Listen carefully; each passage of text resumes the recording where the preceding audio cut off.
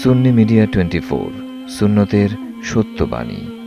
সকলে পড়ুন সালাতু সালাম জানাই, দুরুদ সালাম জানাই আপনার উপরে নবী গো আমরা গুনাহ হায় হায় সালাতু সালাম জানাই আপনার উপরে নবী গো মোহব্বত। আরে আমরা গুনাহগারে জানাই আমরা গুনাহগারে নবী আমরা গুনাহগারে জানাই আমরা গুনাহগারে নবী গো আমরা গুনাহ আয় হায় সালাতু সালাম জানাই দুরুদ সালাম জানাই আপনার উপরে নবী গো। ও নবী কোরআনে শুই নাসিয়ামি ওরে গুনাহগারের বন্ধু তুমি ও নবী কোরআনে শুই নাসিয়ামি ওরে গুনাহগারের বন্ধু তুমি ওরে পিলাইবা কাউসারের পানি পিলাইবা কাউসারের পানি ময়দান হাসরে নবী গো আমরা গুনাহ আয় হায় সালাতু সালাম জানাই দুরুদ সালাম জানাই আপনার উপরে নবী গো। নবীর উপরে সালাম পাঠালে আমার নবী খুশি হয় না বেজার হয়? জোরে বলুন, খুশি হয় না বেজার হয়? বন্ধুরানি আমার গভীর মনোযোগ, আমার নবীর উপরে সালাম পাঠানো মানে হলো নবী গো ও গো মায়ার নবী আমরা আপনার গুনাহগার প্রেমিক উম্মত বাংলাদেশ থেকে আপনাকে আমরা স্মরণ করতেছি। নবী গো আপনার উপর রহমত কি বর্ষণ করব, আপনি তো রাহমাতাল লিল আলামিন। নবীর উপরে সালাম বর্ষণ করা মানে সালাম পাঠানো মানে নবীর রহমত যেন আমাদের উপরে বর্ষণ হয়। পড়ুন সুবহানাল্লাহ, জোরে সরে পড়ুন সুবহানাল্লাহ। আজকে বন্ধুরা আমার গাউসে পাকের ফাতিহা ইসলামের মাহফিল, এই মাহফিলের দাম, এই মাহফিলের মূল্য, এই মাহফিলের ফজিলত এত বেশি, এই মাহফিলের মর্তবা এত বেশি। আমার গাউসে পাক আব্দুল কাদের জিলানী তিনি সাধারণ কোনো ওলি নয়, তিনি হচ্ছেন ওলিদেরও ওলি। সুবহানাল্লাহ। তিনি কি ওলিদেরও, জোরে বলুন, ওলিদেরও ওলি। আমাদের প্রিয় নবী যেমনি ভাবে নবীদের মধ্যে শ্রেষ্ঠ নবী, নবীদের মধ্যে যেমনি ভাবে আমার প্রিয় নবীকে শ্রেষ্ঠতম মর্যাদা দেওয়া হয়েছে, শ্রেষ্ঠতম মাকাম দেওয়া হয়েছে, তেমনি ভাবে ওলিদেরও মধ্যে শ্রেষ্ঠতম মাকাম, শ্রেষ্ঠতম মর্যাদা যাকে দেওয়া হয়েছে, যার সার্টিফিকেটের মাধ্যমে ওলিরা ওলি হয়, তিনি হচ্ছেন আমার গাউসে পাক আব্দুল কাদের জিলানী। পড়ুন সুবহানাল্লাহ, আরো জোরে পড়ুন সুবহানাল্লাহ। বন্ধুরা বাবা জিলানী আমার গাউসে পাক আব্দুল কাদের জিলানী তিনি কেমন ওলি? তিনি দুনিয়ায় আসে নাই, মায়ের গর্ভে আসে নাই, রূহের জগতে রয়েছে, তখন থেকেই তিনার কেরামতি শুরু হয়ে গেছে। কন্যা সুবহানাল্লাহ। হযরত আদম আলাইহিস সালাতু ওয়াস সালাম থেকে শুরু করে নিয়ে অদ্যাবধি পর্যন্ত যত আউলিয়ায়ে কেরামগণ এসেছে, কিয়ামত পর্যন্ত যত আউলিয়ায়ে কেরামগণ আসবে, সকলের ওলি, সকল ওলিদের ওলি হচ্ছেন আমার গাউসে পাক আব্দুল কাদের জিলানী। আওয়াজ করে পড়ুন না সুবহানাল্লাহ। বন্ধুরা আমার গভীর মনোযোগ, অন্তরের কান লাগান। আমার গাউসে পাক আব্দুল কাদের জিলানী মায়ের গর্ভের মধ্যে যখন 6 মাস হয়, কয় মাস? জোরে কোন কয় মাস? ওলিদের কেরামত সত্য না মিথ্যা? জোরে বলুন, সত্য না মিথ্যা? আমরা বিশ্বাস করার দরকার আছে না নাই? জোরে কোন আছে না নাই? ওলিদের কেরামত বিশ্বাস করলে লাভ হবে না লস হবে? জোরে বলুন, লাভ হবে না লস হবে? বন্ধুরা আমার, বর্তমান জমানাটা হচ্ছে বেলায়াতের যুগ। কিসের যুগ? জোরে বলুন, কিসের যুগ? ওই আমার গাউসুল আজম মুজিব বাবা ভান্ডারী, আমার গাউসুল আজম মুজিব বাবা ভান্ডারী, নবুয়তের পরে করলেন বেলায়াত জারি। আরে নবুয়তের পরে করলেন বেলায়াত। বর্তমান জমানা হলো বেলায়াতের যুগ। আর এই বেলায়েতের যিনি প্রধান, তিনি হচ্ছেন হযরতে শেরে খোদা আলী। সুবহানাল্লাহ। যাকে আমার নবী বলেছেন, আনা মদিনাতুল ইলমি ওয়া আলিয়ুম বাবিহা। ঢোকার দরজা একটা, বাহির হওয়ার দরজাও একটা। আমার আলীকে মানলে বেলায়েত পাবে, আমার আলীকে না মানলে বেলায়েত পাওয়া যাবে না। কন্যা সুবহানাল্লাহ। বন্ধুরা আমার গাউসে পাক মায়ের পেটের মধ্যে 6 মাস। কয় মাস? জোরে কোন, কয় মাস? 6 মাস মায়ের পেটের মধ্যে। এখনো দুনিয়ার মধ্যে আসে নাই। বাড়ির মধ্যে ভিক্ষুক আসছে ভিক্ষা করার জন্য। গাউসে পাকের মা এমন রমণী ছিলেন, জীবনে কোনোদিন পর পুরুষ গাউসে পাকের আম্মারে দেখে নাই, কোন পর পুরুষ দেখে নাই। গাউসে পাকের আম্মা বাড়ির মধ্যে কোনো মানুষ নাই। সালে মুসা জঙ্গি ব্যবসা করার জন্য বাহিরে গিয়েছে। গাউসে পাকের আম্মা ঘরের মধ্যে ভিক্ষুক আসছে ভিক্ষা চাওয়ার জন্য। গাউসে পাকের আম্মা চিন্তা করলো, বাড়ির মধ্যে তো কেউ নাই, কারে দিয়ে আমি ভিক্ষা দিব? ফকিররে বিদায় করে দেওয়াটাও ঠিক না। গাউসে পাকের আম্মা দরজার নিচ দিয়া ভিক্ষা দিলেন। ফকিরটা যখন গাউসে পাকের আম্মার হাত দেখলেন, দেখার পরে ওই ফকিরের মনের মধ্যে খারাপ বাসনা আসলো। আর ফকির বুঝতে পারলো বাড়ির মধ্যে অন্য কোনো লোক নাই। এই চিন্তা করে ফকিরটা দরজাটা ভেঙে যখন গাউসে পাকের আম্মা সাথে ইজ্জত ধরনের চিন্তা ভাবনা করলো, গাউসে পাক বলে, আমি গাউসে পাক, আমি আমার মায়ের পেটের মধ্যে রয়েছি। আমি থাকাকালীন অবস্থায় আমার মায়ের ইজ্জত আমি হরণ হতে দিব না। কন্যা সুবহানাল্লাহ। গাউসে পাক পেট থেকে দুনিয়ার জমিনের মধ্যে আসলেন সাধারণ কোন সুরতে নয়, বাঘের সুরতে এমন ভাবে আসলেন, ফকির দেখে সঙ্গে সঙ্গে পলায়ন করেছে। বন্ধুরা আমার, কন্যা সুবহানাল্লাহ। তাহলে যে গাউসে পাক মায়ের পেটের মধ্যে থাকাকালীন অবস্থায় দুনিয়ার মধ্যে ভাগ হয়ে আসতে পারে, ওই গাউসে পাক রওজা শরীফের মধ্যে এখনো জিন্দা না মরা? জোরে বলুন, জিন্দা না মরা? আল্লাহর ওলিরা জিন্দা না মরা? আমার আল্লাহ বলেন, ওয়ালা তাকুলু লিমান ইউকতালু ফি সাবিলিল্লাহি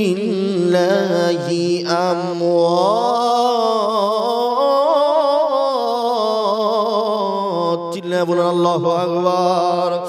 আমার আল্লাহ বলেন, যারা শহীদ হয়, যারা শহীদ হয়, শহীদ যারা আল্লাহর রাস্তায় জীবন দেয়, তাদেরকে তোমরা মৃত বলে ধারণ করো না।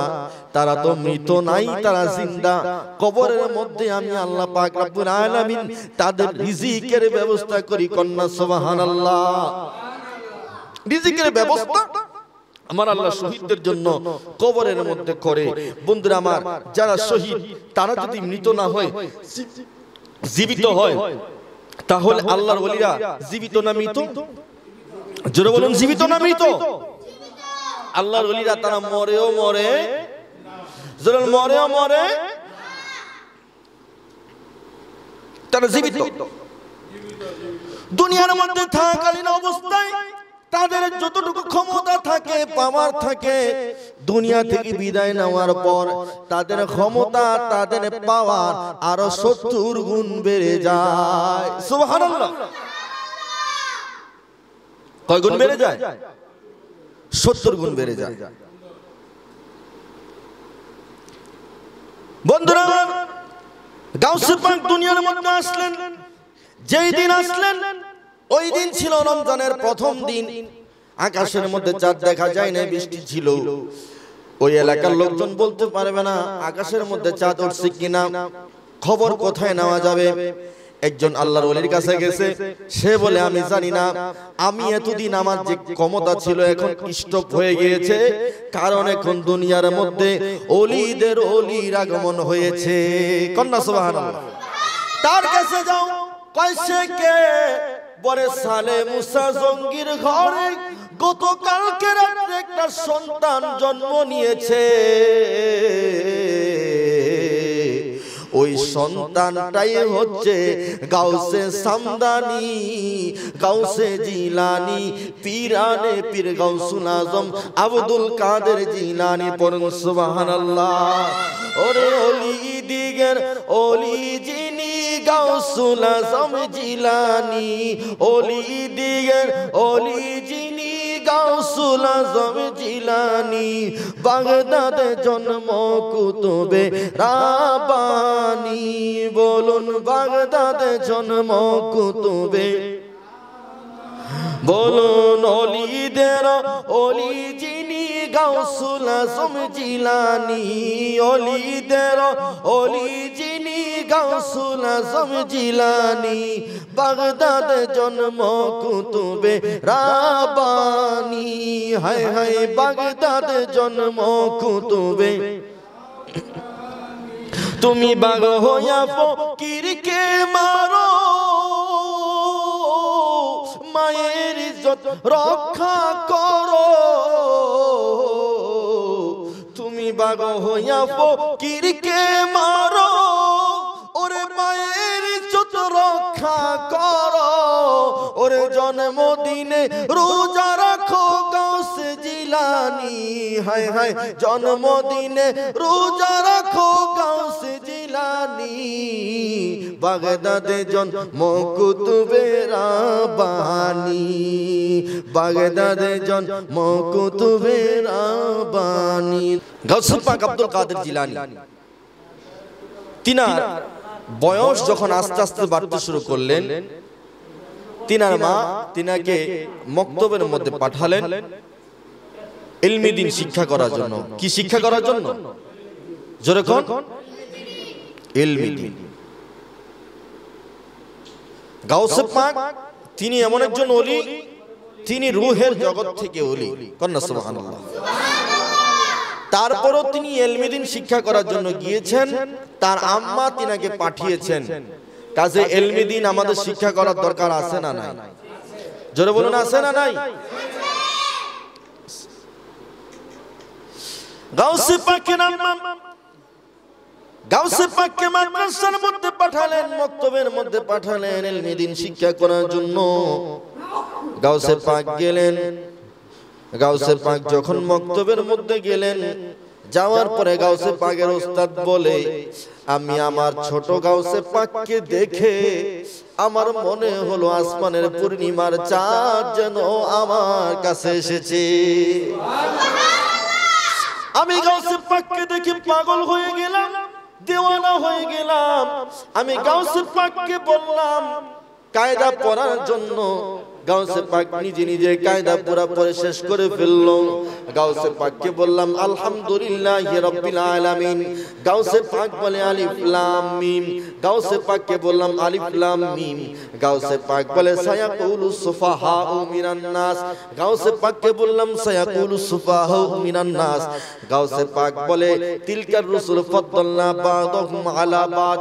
এরকম ভাবে এক পারা, দুই পারা, তিন পারা, চার পারা পড়তে পড়তে পড়তে পড়তে গাউসে পাক গোটা 18 পারা কোরআন শরীফ পড়ে ফেলেছে। কন্যা সুবহানাল্লাহ। ওস্তাদ পাগল হয়ে গেল। আয় হায়, এটা কেমন ছাত্র, ছোট মানুষ আসলো মক্তবে।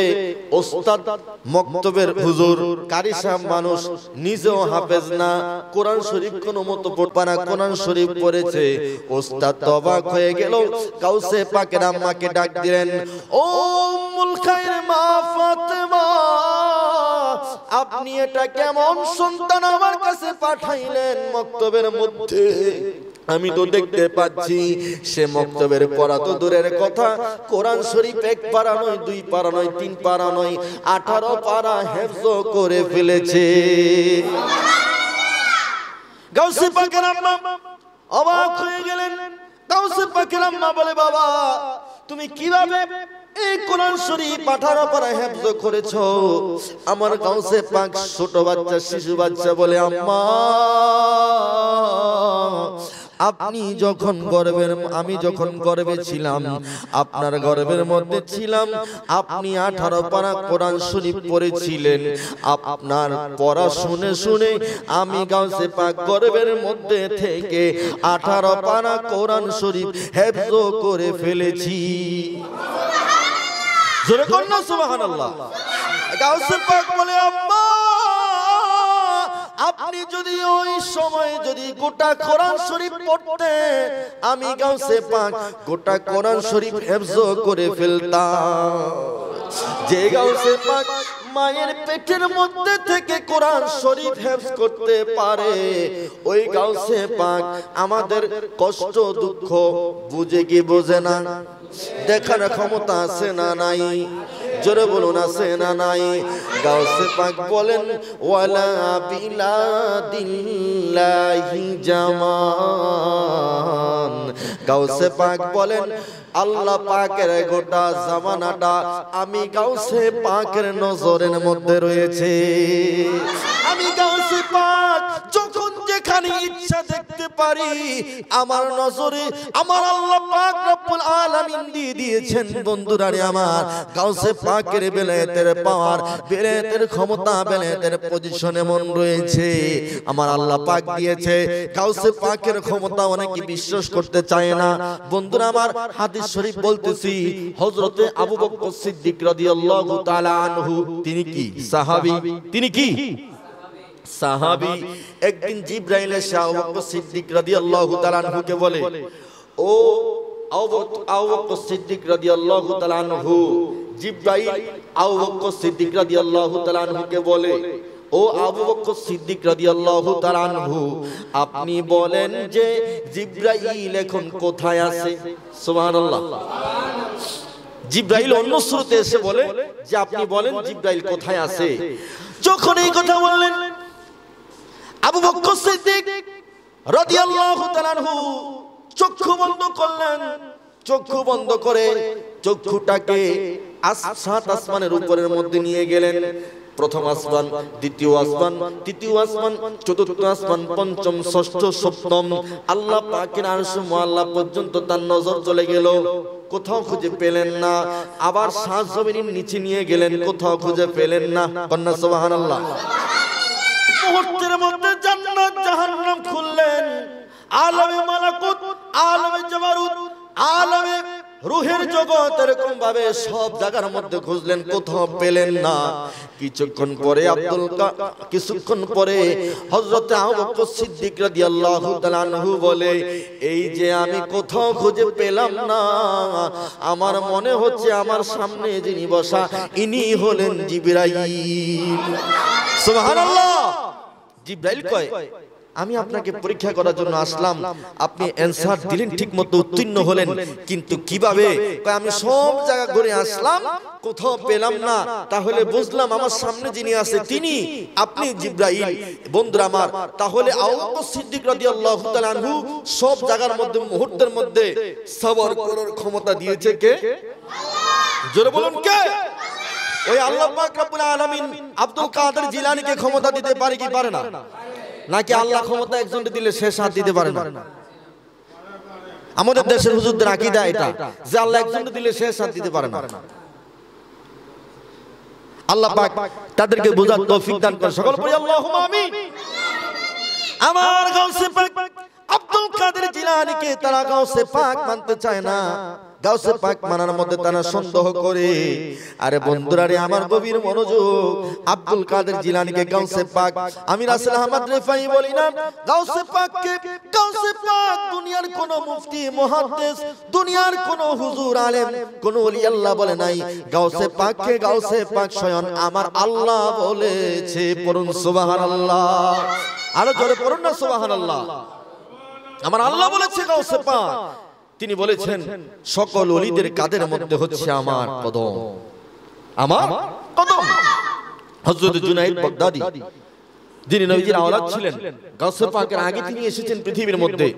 জুনায়েদ বাগদাদি একদিন তার মসজিদের মধ্যে খুতবা দিচ্ছেন, হঠাৎ করে তিনি খুতবার মধ্যে বসে উঠলেন যে হে, আপনার কদম আমার কাঁধের মধ্যে, আপনার কদম আমার মাথার মধ্যে, আপনার কদম আমার চোখের মধ্যে। এই কথা যখন বললেন সকল মুসল্লিরা অবাক যে হুজুর হঠাৎ এই কথা কেন বললেন। জুনায়েদ বাগদাদি নামাজ শেষ করলেন, জুনায়েদ বাগদাদিকে জিজ্ঞাসা করলেন, হুজুর বেয়াদবি ক্ষমা করবেন, মাফ করবেন, আপনি যে বললেন আপনার কদম আমার কাঁধের মধ্যে, আমার মাথার মধ্যে, এটা কেন বললেন? জুনায়েদ বাগদাদি বলে, ও দুনিয়ার মানুষেরা শুনে রাখো, আমি জুনায়েদ বাগদাদি আল্লাহর ওলি ঠিক আছে, নবীর আওলাদ ঠিক আছে, কিন্তু আমার কিছুদিন পরে একজন ওলি পৃথিবীর মধ্যে আগমন করবে। সে শুধু ওলি নয়, সে শুধু গাউস নয়, সে শুধু কুতুব নয়, সে শুধু আবদাল নয়, সে শুধু আওতাদ নয়, তিনি গাউসদের গাউস, তিনি কুতুবদের কুতুব, তিনি আওতাদদের আওতাদ, তিনি আবদালদের আবদাল, তিনি ওলিদের ওলি। পূর্ণ সুবহানাল্লাহ, আরো জোরে পূর্ণ সুবহানাল্লাহ। বন্ধুরা আমার, গভীর মনোযোগ, তিনি হচ্ছে গাউসদের গাউস, তিনি হচ্ছেন ওলিদের ওলি, তিনি হচ্ছেন কুতুবদের কুতুব, তিনি হচ্ছেন শিরোমণিদের শিরোমণি, তিনি হচ্ছেন আবদালদের আবদাল, তিনি হচ্ছেন আওতাদদের আওতাদ, তিনি হচ্ছেন নুকাবাদের নুকাবা, তিনি হচ্ছেন নফিদের নফিদ। এরকম ভাবে যখন বললেন সবাই অবাক হয়ে গেলেন। বন্ধুরা রে আমার, ওই গাউসে পাকের মাহফিলের মধ্যে আমরা বসেছি। বন্ধুরা রে আমার, গাউসে পাকের মাহফিলে এক মুহূর্ত বসার দাম এত বেশি, এত বেশি, এত বেশি। আমার গাউসে পাক বলে, আমার যেই আশিক আমার মাহফিলের মধ্যে আসবে, আমার ওই আশিক ঈমানদার ছাড়া বেঈমান হয়ে মৃত্যু বরণ করবে না। যখন মালাকুল মউত আজরাইল রূহ কবজ করার জন্য আসবে, আজরাইল থাকবে এক পাশে, আমি গাউসে পাক থাকবো আরেক পাশে, শয়তান থাকবে এক পাশে, আমি গাউসে পাক থাকবো আরেক পাশে। কোনোভাবেই আমার ওই মুরিদের ঈমান হরণ করতে পারবে না। ঈমান নিয়ে কবরের মধ্যে প্রবেশ করবে। চিৎকার করে পড়ুন সুবহানাল্লাহ। আমরা ঈমান নিয়ে কবরে যেতে চাই কি চাই না? জোরে বলুন, চাই কি চাই না? বন্ধুরা আমার, তাহলে গাউসে পাককে মানার দরকার আছে না নাই? আমরা ওলিদেরকে মানতে চাই কি চাই না? এই জন্য আমার আল্লাহ বলেন, আলা ইন্না আউলিয়া আল্লাহি লা খাউফুন আলাইহিম ওয়ালা হুম ইয়াহজানুন। সুবহানাল্লাহ। এটা কোরআন শরীফের আয়াত। কি কোন হবে? সব কোরআন শরীফের আয়াত। আল্লাহ, আমার আল্লাহ সব আল্লাহ হুঁশিয়ার করে দিলেন, সাবধান করে দিলেন। এটাকে বলা হয় হরফে তানবী। কি বলা হয়? হরফে তানবী। আল্লাহ, আমার আল্লাহ সাবধান করে দিলেন, হুঁশিয়ার করে দিলেন, ও জগতের মানুষেরা রে, শুনে রাখো, শুনে রাখো, তোমরা সব জায়গায় বেয়াদবি করো আর না করো, আমার ওলিদের শানে বেয়াদবি করা যাবে না। আর যদি করেন, সেটাও আমার আল্লাহ বলে দিয়েছে, সেটাও আমার আল্লাহ কি বলে দিয়েছে হাদিসে কুদসির মধ্যে, মান আদালি ওয়ালিয়ান ফাকাদ আযানতুহু বিল হারব। কোন মানুষ যদি আমার বন্ধুদের সাথে বেয়াদবি করে রে, আমি আল্লাহ সহ্য করতে পারি না। বেয়াদবি করা মাত্রই আমি আল্লাহ যুদ্ধ ঘোষণা করে দেই। আল্লাহ যদি যুদ্ধ ঘোষণা করে, বাঁচার কোন উপায় আছে? যখন আছে নাই। চারটা জিনিস, সোহবত, মহব্বত, ইবাদত, খেদমত। কয়টা জিনিস? এই চারটা জিনিস যদি আমাদের মধ্যে থাকে, তাহলে আমরা সাকসেস হয়ে যাব। সোহবতে থাকতে হবে আউলিয়ায়ে কেরামদের। কাদের? জরুর কাদের? আউলিয়ায়ে কেরামদের। মহব্বত করতে হবে আমার নবীকে, আমার ওলিদেরকে। আর খেদমত করতে হবে আল্লাহর ওলি এবং মা বাবাদের। কাদের খেদমত করতে হবে? আমরা মা বাবার খেদমত করতে চাই কি চাই? মা বাবার খেদমত করলে লাভ হবে না লস হবে? গাউসে পাক মা বাবার খেদমত করেছে না? তিনি এত বড় আল্লাহর ওলি, তো মা বাবার খেদমত না করা দরকার ছিল, যে আমি তো রূহের জগৎ থেকে ওলি হয়ে আসছি, খেদমত করে কি দরকার? কিন্তু গাউসে পাক তো খেদমত করেছে। আমাদের দেশে বর্তমানে এই জিনিসটা সবচেয়ে বড় সমস্যা। আমরা মা বাবার দিকে নজর রাখি না, মা বাবার খেদমত করতে চাই না, মা বাবার দিকে আমাদের নজর খুবই কম। বন্ধুরা আমার খেয়াল রাখবেন, মা বাবা যদি কোনো কারণে আপনার উপর অসন্তুষ্ট হয়ে যায়, আপনি যত বড়ই কিছু হন না কেন, আল্লাহ পাকের দরবারে আপনার কোনো স্থান নাই। মা আপনার থেকে অনেক উপরে, মার পজিশন আপনার থেকে অনেক উপরে। মাকে তাজিম করতে হবে, শ্রদ্ধা করতে হবে, ভালোবাসতে হবে, মাকে মহব্বত করতে হবে। বন্ধুরা আমার গভীর মনোযোগ, মা বাবাকে খুশি করার জন্য 1 লক্ষ 2 লক্ষ 3 লক্ষ 5 লক্ষ 10 তলা 20 তলা বাড়ি গাড়ি স্বর্ণ গয়না লাগে না। মা বাবাকে খুশি করার জন্য মা বলে ডাকটাই যথেষ্ট। যেরকম ঠিক কিনা? মা বলে ডাকটাই যথেষ্ট। ওরে আল্লাহর পরে নবী আমার, আল্লাহর পরে নবী আমার, তারপরে মা জননী, মাঝে আমার নয়নের মনি, মাঝে আমার নয়নের মনি। কোন ঠিক কিনা? ওরে আল্লাহর পরে নবী আমার, আল্লাহর পরে নবী আমার, তারপরে মা জননী, মাঝে আমার নয়নের মনি, মাঝে আমার নয়নের। যার মা নাই সে বুঝে যে মা না থাকার কি জ্বালা। কথা কোন ঠিক কিনা? যার মা নাই মনে হয় যে পৃথিবীতে তার কোনো কিছুই ঠিক কিনা? যার বাবা নাই মনে হয় যে পৃথিবীতে তার কোনো কিছু নাই, মনে হয় যে পৃথিবীতে সে একাই। মনের ভিতরে শত দুঃখ, বলার মতো কেউ নাই। আপনার বাবা আপনাকে যেভাবে বুঝবে, আপনার সন্তান বুঝবে না। আপনার মা আপনাকে যেভাবে বুঝবে, আপনার স্ত্রী বুঝবে না, আপনার শ্বশুর বুঝবে না, আপনার শাশুড়ি বুঝবে না। এই জন্য দাঁত থাকতে দাঁতের মর্যাদা দিতে হবে। মা বাবা যতদিন রয়েছে মা বাবাকে সম্মান করে, মহব্বত করে, ইজ্জত করে, মা বাবার পায়ের নিচে যে জান্নাত, এই জান্নাতটা আমাদের কেড়ে নিতে হবে। কথা বলুন ঠিক কিনা? ঠিক কিনা? মা বাবাই জান্নাত, মা বাবাই হচ্ছে জাহান্নাম। সোজা কথা। কথা কোন ঠিক কিনা? আমার নবী বলেছেন আল জান্নাতু তাহতা আকদামিল উম্মাহাত, মায়ের পায়ের নিচে সন্তানের কি যারা বলেন জান্নাত। কি জান্নাত? আমরা সেই জান্নাতে যেতে চাই কি চাই না? মা বাবার খেদমত করে না না করে? হ্যাঁ, মা বাবার খেদমত করলে আল্লাহ পাক আমাদেরকে জান্নাত দিয়ে দিবে। মা বাবার খেদমত যেন আমরা বেশি বেশি করতে পারি, আল্লাহ পাক যেন সেই তৌফিক দান করেন। সকলে পড়ি আল্লাহুম্মা আমিন। ওরে হাজার পৃষ্ঠা যাবে চলে, লিখি যদি কবিতা, শেষ হবে না, শেষ হবে না মায়ের দুঃখের কথা, শেষ হবে না, শেষ হবে না মায়ের দুঃখের কথা। হাজার পৃষ্ঠা যাবে চলে, লিখি যদি কবিতা, শেষ হবে না, শেষ হবে না মায়ের দুঃখের কথা, মায়ের দুঃখের কথা। নিজের কথা কখনো সে, নিজের কথা কখন এসে একটু খানি ভাবিনি, মাঝে আমার নয়নের মনি, হায় হায় মাঝে আমার নয়নের মনি।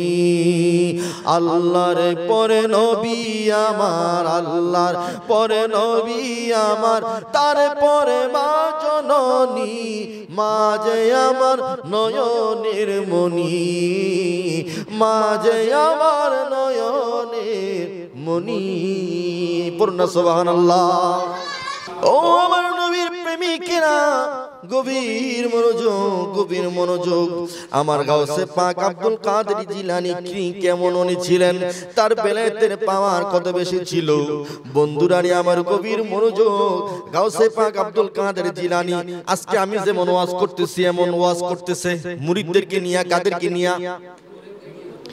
মুরিদদেরকে নিয়ে ওয়াজ করতেছে। হঠাৎ করে বগলের নিচে হাত ঢুকালেন, আবার বগলের নিচে থেকে হাত বাহির করলেন। হাত বাহির করে যখন করলেন, দেখে হাতের থেকে পানি টপ টপ করে পড়ে। কি পড়ে?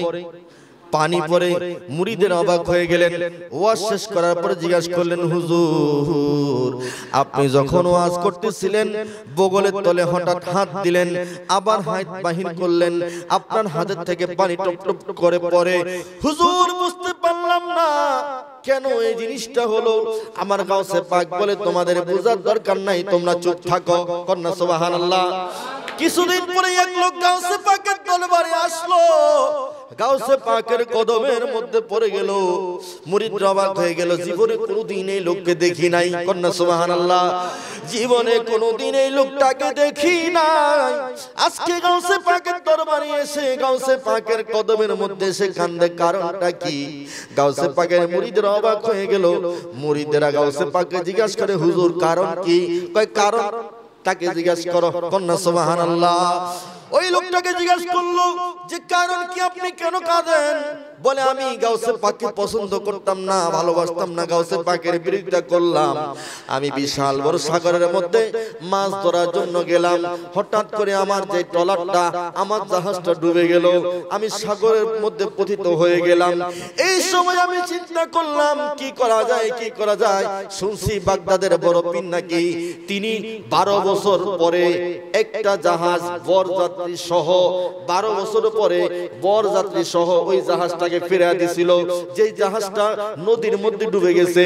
এই কথাটা আমার মাথার মধ্যে যখন ঢুকেছে, আমি সঙ্গে সঙ্গে বললাম, ইয়া গাউসুল আজম আল মাদাদ, ইয়া গাউসুল আজম আল মাদাদ, তুমি আজকে আমাকে সাহায্য করো। এই কথা বলতে দেরি হয়েছে, আমার গাউসে পাকের বেলায়েতের হাত এসে আমাকে সাগরের মধ্যখান থেকে উদ্ধার করে কিনারায় আনতে দেরি হয় নাই। যারা পড়েন না সুবহানাল্লাহ। যে গাউসে পাক আব্দুল কাদের জিলানী বাগদাদের মধ্যে থেকে, সাগরের মধ্য থেকে, ওই যে ভক্ত, যে ভক্ত কোনোদিন গাউসে পাককে দেখতে পারতো না, গাউসে পাককে স্মরণ করার কারণে গাউসে পাক তাকে উদ্ধার করেছে বিপদ থেকে।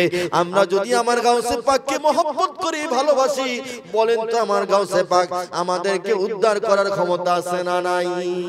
জোরে বলুন, আছে না নাই? আমার বড় পীরাউলিয়া বাজাডি মে তাজা বাচ্চা দিল রে ফুটাইয়া, আমার বড় পীরাউলিয়া বাজাডি মে তাজা বাচ্চা দিল রে আমার বড় পীরকে তাজিম করে কাতার দাঁড়ায়া, বাজাডি মে তাজা বাচ্চা দিল রে ফুটাইয়া। আমার গাউসে পাক আব্দুল কাদের জিলানী, গিলানী আল হাসানি ওয়াল হুসাইনি, গাউসে সামদানি, গাউসে সাকলাইন, মুহিউদ্দিন আব্দুল কাদের জিলানী রাদিয়াল্লাহু তাআলা আনহু, তিনি দুনিয়ার মধ্যে থাকালীন অবস্থায় তিনি চলে গেলেন মদিনা শরীফের মধ্যে। কোথায়? বাগদাদেও আছে, মদিনায়ও আছে। দেহ একটা বাগদাদে আর একটা মদিনায়। কোথায়? যারা বলুন কোথায়? ওলিরা একটা টাইমে কয়েক জায়গায় থাকতে পারে কি পারে না? জোরে কোন পারে? এই ক্ষমতা ওলিদেরকে দিছে কে? জোরে কোন কে? বন্ধুরা আমার কবির মনোযোগ, কবির মনোযোগ, মনোযোগ। আমার গাউসে পাক আব্দুল কাদের জিলানী বাগদাদের মধ্যে বসে আছেন। এই সময় দেখতেছে মদিনা শরীফের মধ্যে আমার নবীর এক উম্মত আর ঈসা আলাইহিস সালাতু ওয়াস সালামের আরেকজন উম্মত, দুইজন তর্কাতর্কি করতেছে। কি করতেছে? তর্কাতর্কি করতেছে। আমার নবীর উম্মত বলে আমার নবী শ্রেষ্ঠ, আর ঈসা আলাইহিস সালাতু ওয়াস সালামের উম্মত বলে আমার নবী শ্রেষ্ঠ। আপনারা বলুন, আমার নবী শ্রেষ্ঠ না ঈসা নবী শ্রেষ্ঠ? কেমন শ্রেষ্ঠ? ঈসা আলাইহিস সালাতু ওয়াস সালাম আল্লাহর দরবারে দোয়া করছে, আল্লাহ আমি নবী চাই না, নবীর খাতা থেকে নাম কেটে যাও, আমি আখেরি নবীর উম্মত হতে চাই। কথা বলুন ঠিক কি না? আল্লাহ পাক কবুল করলেন। কেন করলেন? কেন করলেন? আল্লাহ পাক ঈসা আলাইহিস সালাতু ওয়াস সালামকে কবুল করলেন কয়েকটা কারণ আছে। কারণ ঈসা আলাইহিস সালাতু ওয়াস সালামের পরে আমার নবী পৃথিবীর মধ্যে আসছে। ঈসা আলাইহিস সালাতু ওয়াস সালামের পরে আমার নবী ছাড়া আর কেউ পৃথিবীর মধ্যে আসবে? তিনি হলেন শেষ নবী। আমার নবী আসার আগে তিনি আসছে, তারপরে আমার নবী আর কোন নবী আসবে না।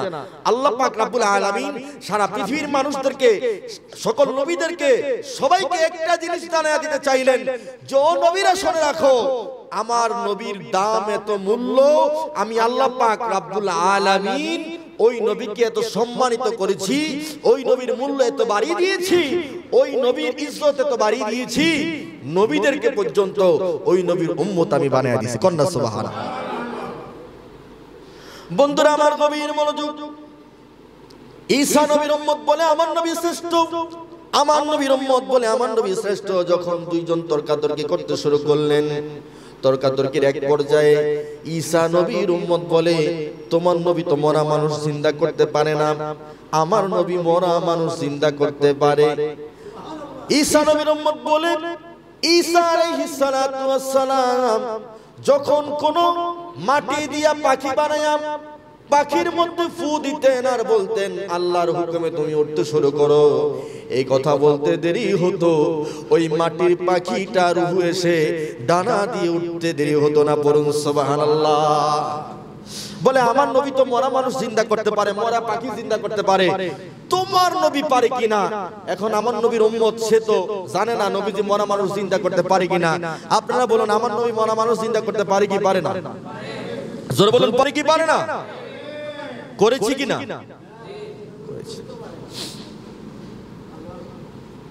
আব্দুল কাদের জিলানী বাগদাদ থেকে সঙ্গে সঙ্গে মদিনার জমিনে মুহূর্তের মধ্যে চলে গেলেন। বন্ধুরা আমার, যাওয়ার পরে আব্দুল কাদের জিলানী তাদের দুইজনের মাঝখানে একত্রিত হয়ে বললেন, বাইরে তোমরা কেন ঝগড়া করতেছো? বলে ইনি বলে ঈসা নবী শ্রেষ্ঠ, আমি বললাম আমার নবী শ্রেষ্ঠ। অনেকক্ষণ তর্কাতর্কি করার পরে সে বলে তার নবী নাকি মুর্দা মানুষ জিন্দা করতে পারে, আমার নবী পারে কিনা আমি জানি না। এই কথা যখন বললেন, আমার গাউসে পাক আব্দুল কাদের জিলানী বলে আমার নবী দূরের কথা, আমি হলাম আমার নবীর একজন উম্মত। কন্যা সুবহানাল্লাহ। এই নবী ঈসা নবীর উম্মত রে, শুনে রাখ, শুনে রাখ, আমার নবী তো দূরের কথা, আমি গাউসে পাক যদি মুর্দা মানুষ জিন্দা করতে পারি রে, তাহলে আমার নবী যে মুরা মানুষ জিন্দা করতে পারে সেটা তুমি বিশ্বাস করবা কিনা? কন্যা সুবহানাল্লাহ। কয় কি কোন আমরা মরা মানুষ জিন্দা করতে পারবে? কয় হ্যাঁ। এই চিন্তা করলো, আচ্ছা সুযোগ যখন পাইছি, সুযোগ যখন পাইছি আমি নিয়ে যাই আমার বাপ দাদার কবরস্থানে, আমার 14 গোষ্ঠী কারা আসলে একটু দেখতে লই। হ্যাঁ যখন চিন্তা করবোই এই ইদানিং যেসব মানুষ মারা গেছে এগুলারে না, পুরান আগেকার মানুষ কেমন আছে একটু দেখতে লই। এই কথা চিন্তা করে মুসা আলাইহিস সালাতু ওয়াস সালামের জমানার একজন মুসা নবীর উম্মত তার কবরের সামনে যায় কয় যে কবরের ব্যক্তিটারে জিন্দা করেন। কন্যা সুবহানাল্লাহ। আচ্ছা আপনারা বলেন তো আমার গাউসে পাক পারবো নি? জবল পারবো নি? এই ক্ষমতা গাউসে পাককে দিছে কে? শিরিক হয়ে গেছে। আল্লাহ যদি ক্ষমতা দেয় এখানে শিরিক আছে? এরা খালি শিরিক খুঁজে পায়, যেহেনে যেহেনে শিরিক, যেহেনে যেহেনে শিরিক। ঠিক আছে, এরা শিরিক করে, এরা গাউসে পাককে আল্লাহ মনে করে, এইজন্য শিরিক নাকি? আমরা তো আর গাউসে পাককে আল্লাহ মনে করি না, আমরা গাউসে পাককে আল্লাহর ওলি মনে করি। কি মনে করি? আল্লাহর ওলি মনে করি। আল্লাহর দেওয়ার ক্ষমতায় গাউসে পাক পারে, এটা গাউসে পাকের নিজস্ব কোনো ক্ষমতা। আল্লাহ পাক বুঝার তৌফিক দান করেন, সকলে পড়ি আল্লাহুম্মা আমিন। বন্ধুরা আমার, গাউসে পাক কবরের কাছে গেলেন, যাওয়ার পরে গাউসে পাক আব্দুল কাদের জিলানী ওই কবরের সামনে গিয়া বলে, এই কবরের মধ্যে যে শুয়ে আছো রে, তুমি তো জানো আমি কে? আমি আব্দুল কাদের জিলানী, আল্লাহ পাকের একজন ওলি, সকল ওলিদের ওলি, সকল কুতুবদের কুতুব, সকল গাউসদের গাউস, সকল আবদালদের আবদাল, সকল আওতাদের আওতাদ, সকল আরিফিনদের আরিফিন, সকল সালিহিনদের সালিহিন। আমি গাউসে পাক হুকুম করতেছি, মেহেরবানি করে তুমি কবর থেকে উঠে যাও। পড়ুন সুবহানাল্লাহ। ওই ব্যক্তিটা কবর থেকে লাব্বাইক ইয়া রাসূলুল্লাহ বলে গাউসে পাকের কদমের মধ্যে পড়ে কান্নাকাটি করতে শুরু করেছে। ঈসা নবীর উম্মত অবাক, কি রে কবর থেকে ওইটা গেল লম্বা মানুষ, আমরা তো ছোটখাটো, আর যদি বিশাল লম্বা মানুষ এত দেহ লইয়া ওইটা গাউসে পাকের কদমের মধ্যে কান্নাকাটি করতেছে, কারণটা কি বুঝলাম না। গাউসে পাকের কদমের মধ্যে কান্নাকাটি করে আর বলে, ও হুজুর, দুনিয়ার মানুষরা আপনাকে চিনুক আর না চিনুক, আমি অন্তত পক্ষে আপনি গাউসে পাককে চিনতে পেরেছি। হুজুর, আপনি আল্লাহ পাকের ওলি, এমন ওলি আপনি বলতে দেরি হয়, আপনার হুকুম আমার আল্লাহ মানতে দেরি হয় না। আপনি এমন ওলি, আপনি দোয়া করতে দেরি হয়, আপনার দোয়া কবুল করতে দেরি হয় না। হুজুর, আপনি তো দেখতেছেন আমার কবরের মধ্যে জাহান্নামের আগুন ধাউ ধাউ করে জ্বলতেছে, কবরটা জাহান্নাম আমার।